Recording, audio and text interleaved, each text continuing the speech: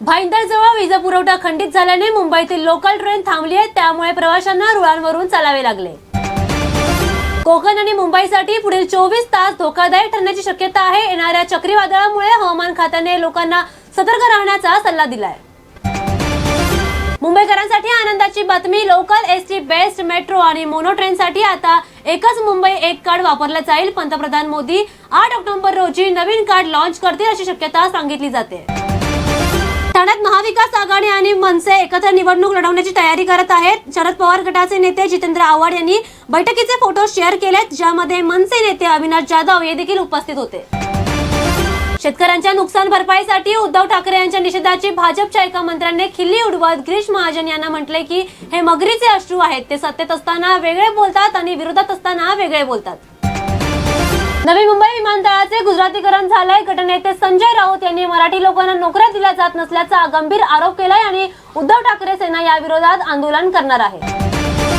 तमिळनाडू आणि केरळमध्ये एका कफ सिरपवर बंदी घालण्यात आली आहे। 14 निष्पाप मुलांच्या मृत्यूनंतर कोल्ड्रिफ्ट कफ सिरपवर कंपनीने बंदी घातली आहे। मध्य प्रदेशातील अनेक आजारी मुलांना उपचारासाठी नागपूरला पाठवण्यात आलंय।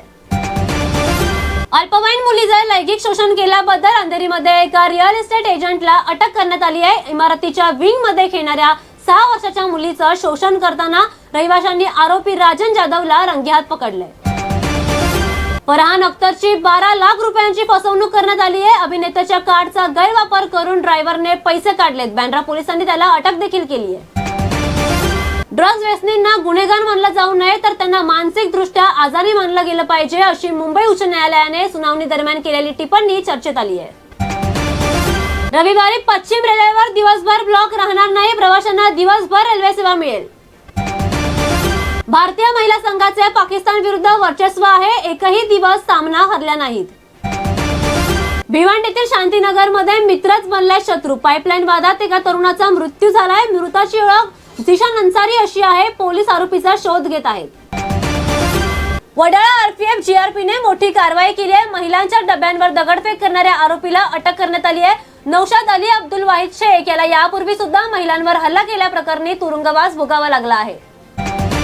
पंतप्रधान मोदींच्या महाराष्ट्र दौऱ्यापूर्वी अमित शहा आज महाराष्ट्र दौऱ्यावर आहेत। शेतकऱ्यांच्या समस्यांपासून त्या आगामी बीएमसी निवडणुकीच्या तयारीपर्यंत सर्व मुद्द्यांवर चर्चा करण्यासाठी शहा शिर्डी येथे उच्चस्तरीय बैठक घेणार आहेत। पालघरमधील बोईसर येथे 19,000 कोटी रुपयांच्या मुरबे बंदर प्रकल्पाविरुद्ध मोठ्या प्रमाणात निदर्शने करण्यात आली आहेत। स्थानिक मच्छीमारांचा आरोप आहे की त्यांच्या पारंपरिक मासेमारीवर याचा परिणाम होतोय। मंत्री गिरीश महाजन म्हणाले की यावेळीही विक्रम मोडतील अशी आशा आहे। 2027 मध्ये होणारा नाशिक कुंभमेळा हायटेक असेल।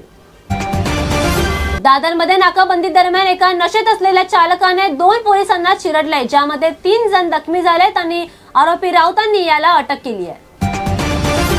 2030 पर्यंत मुंबई रेबीज मुक्त करण्याचे उद्दिष्ट ठेवून बीएमसीने एक नवीन मास्टर प्लॅन तयार केलाय। उपचारांसोबत जागरूकता देखील वाढवली जाईल।